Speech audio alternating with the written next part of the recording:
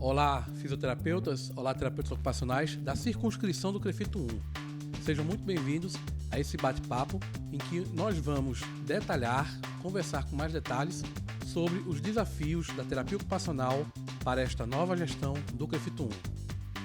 Agora, no mês de junho, a nova gestão tomou posse e junto com ela um grande desafio, principalmente para a terapia ocupacional.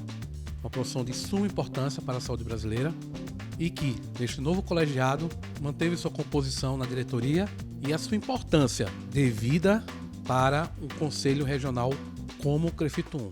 Para falar sobre esses desafios dessa nova gestão, trouxemos aqui a vice-presidente, a doutora Leiliane Gomes, que, durante a posse do novo colegiado, foi reeleita, digamos assim, foi reconduzida por unanimidade por todos os conselheiros presentes para a vice-presidência do CREFITO 1. E é com ela que nós vamos conversar um pouco agora.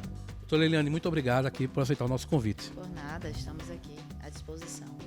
Então, fechadas as urnas da última eleição, e como é que vocês veem agora esse desafio da terapia ocupacional nesse novo colegiado, esses próximos 4 anos, dentro do CREFITO 1?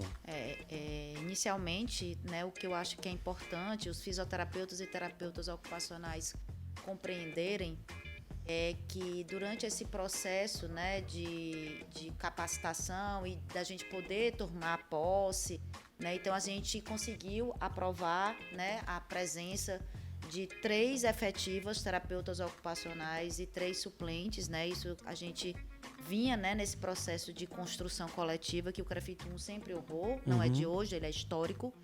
E, mais importante, a vice-presidência foi eleita e hoje nós temos uma vice-presidente que é terapeuta ocupacional, que é um cargo político que é importante também. E dentro desse desafio a gente tem números, A nossa profissão ela cresceu muito em termos de visibilidade social, e aí a gente tem uma porta de entrada, não só ela, mas que foi aí os transtornos do espectro do autismo, que deu bastante visibilidade para a nossa profissão, mas tem uma população que vem envelhecendo e que precisa cada vez mais da terapia ocupacional, que as pessoas se tornem mais longevas, produtivas, ativas, e a terapia ocupacional tem um papel preponderante junto com a fisioterapia.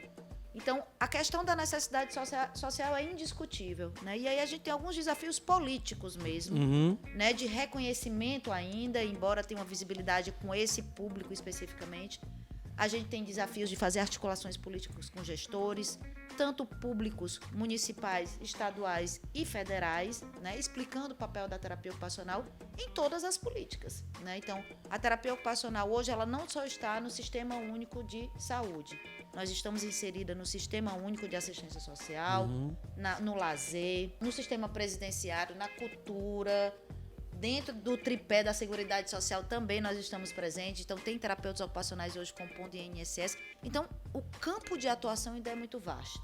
O que ainda falta é conhecimento e saber o que o profissional faz para que a gente possa, esses gestores possam contratar, esses profissionais. Então, o que a gente precisa é entregar material didático, entregar material explicativo, as portarias que já fizemos, Nossa assessoria de comunicação já deu esse start. Nós temos hoje folders de todas as áreas para público em geral, para gestor público e na parte de educação. A gente precisa tocar, dar continuidade a esse processo de divulgação para que as pessoas possam compreender ainda mais a dimensão do que o fazer do terapeuta ocupacional. Eu achei muito interessante porque recentemente eu estava fazendo uma entrevista e uma terapeuta ocupacional disse que foi fazer uma visita a um paciente no NASF, está sendo atendido pelo NASF, onde ela atuava, e disse assim, olha, junto com uma psicóloga, equipe muito profissional, e o paciente era enfermeiro, tinha sido enfermeiro num hospital, e a psicóloga disse, olha, acho que você precisa de terapia ocupacional. Ele, não precisa de terapia ocupacional, não precisa estar fazendo joguinhos, não. Então, assim, isso me impactou muito, porque um próprio enfermeiro que trabalhava num grande hospital, ele próprio não tinha muita noção do que é terapia ocupacional.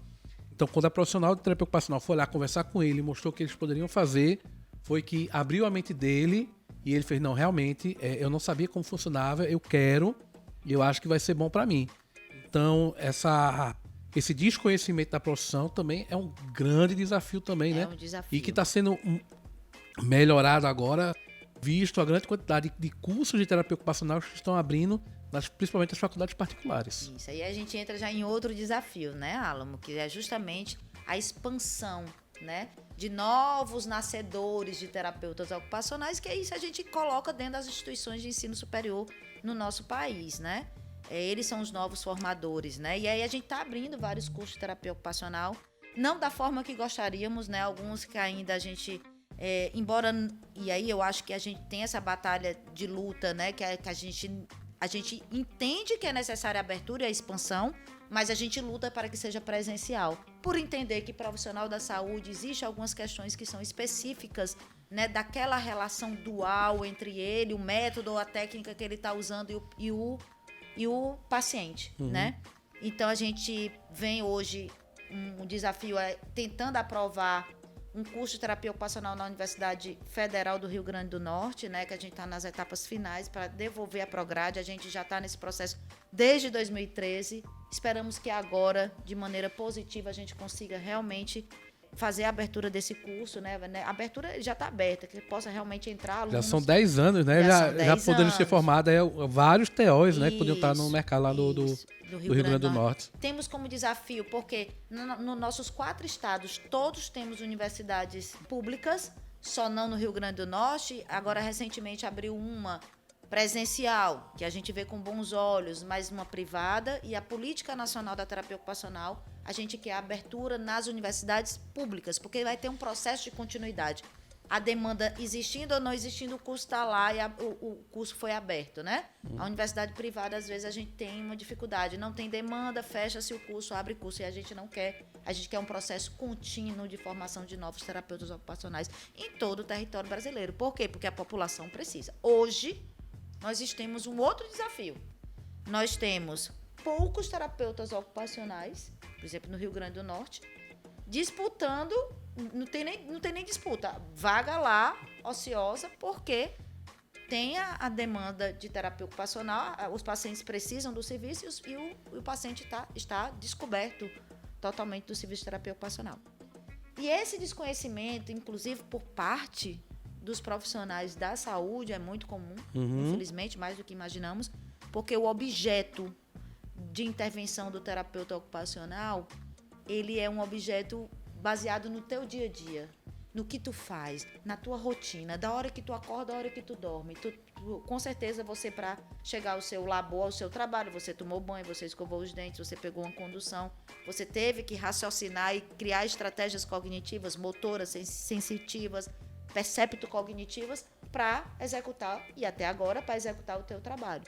Então, quando a gente tem algum acometimento de saúde ou um acometimento social mesmo, de alguma vulnerabilidade social, a gente impacta essas ocupações. Então, o jogo, ele é só um recurso. Ele não é o nosso fim. Como, no caso, se a gente for falar no joguinho que você citou, o próprio enfermeiro pode usar um recurso do jogo. O dentista pode usar o brinquedo como jogo, o psicólogo pode usar o brincar como método, como intervenção. Só que a gente tem o brincar como uma área de ocupação humana, que é a principal ocupação de uma criança. O brincar para a criança está proporcionalmente relacionado, o equivalente, ao trabalho para um adulto. É lá onde ele tem todas as experiências, é lá onde ele desenvolve todas as habilidades que ele tem, tanto na parte cognitiva, como senso-perceptiva, como motoras, as habilidades motoras, todas acontecem no brincar, né? Então, não é apenas um joguinho, é um jogo que tem um objetivo, tem um método e tem uma finalidade que a gente quer alcançar com aquele recurso. E como é que estão as tratativas, os movimentos das conselheiras terapeutas ocupacionais do CREFIT 1, que são 6, né, como você falou, 3 titulares e 3 suplentes.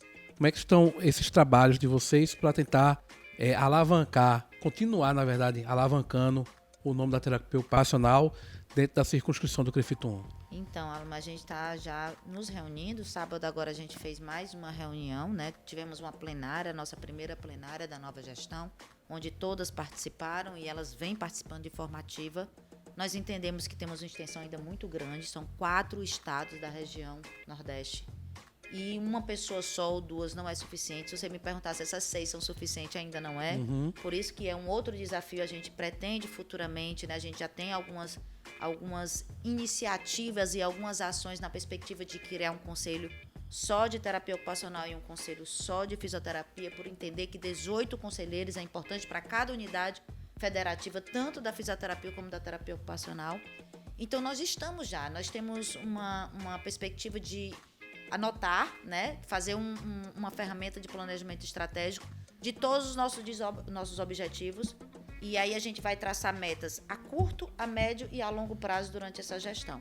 Então, a gente tá fazendo a aplicação dessa ferramenta, vamos nos reunir e, a partir do próximo ano, já vamos estar colocando em prática essas ações para minimizar os desafios que a terapia ocupacional encontra dentro dos 4 estados, né? Então, a gente tem ainda... Eu acho que toda ação, para ser bem executada, ela tem um momento de planejamento.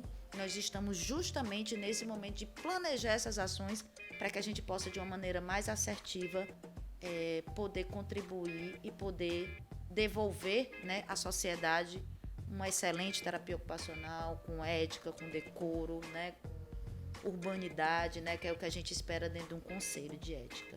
Doutora Eliane, a gente vai encerrar aqui nosso bate-papo, foi bem rápido, né? Mas eu gostaria de saber que você deixasse agora uma mensagem para todas as terapeutas ocupacionais da circunscrição do CREFIT 1 que estão nos escutando, o que é que elas podem esperar deste colegiado do CREFIT 1, o que é que eles e elas podem esperar destes conselheiros terapeutas ocupacionais que recentemente tomaram posse. Muito trabalho. A gente está bem disposto a arregaçar as mangas pela terapia ocupacional. Nós estamos dispostos a fazer uma terapia ocupacional diferente. Algumas questões a gente precisa articular com outras instâncias, como o próprio Conselho Federal, uma questão das nossas normativas, a gente precisa melhorar, as ampliar. Associações, né? A As Brato. associações, né, que também estão conosco, a TOP, a Brato, a TOSP, a BIS, as grandes lideranças da terapia ocupacional. A gente tem movimentos junto no país todo, então a gente está com muita força de trabalho, de pensar estrategicamente, de tentar minimizar esses problemas da terapia ocupacional e trazer soluções, né? A questão mesmo, eu acho que a gente vai nessa perspectiva de apontar o que é desafiador e, ao mesmo tempo, lançar estratégias para a gente poder minimizar isso e devolver uma terapia ocupacional para a sociedade, que é esse o nosso grande objetivo. Muito bom. É isso aí, doutora Eliane. Muito obrigado pela sua participação aqui nesse bate-papo. E a você, fisioterapeuta, terapeuta ocupacional da circunscrição do CREFIT 1, que acompanhou essa conversa. Muito obrigado pela sua audiência, muito obrigado pela sua participação. Mande sua sugestão de pauta. Estamos abertos a qualquer tipo de sugestão. Mande um e-mail para comunicação@crefit1.org.br, dando sua sugestão, sua crítica ou seu elogio. Muito obrigado e até a próxima.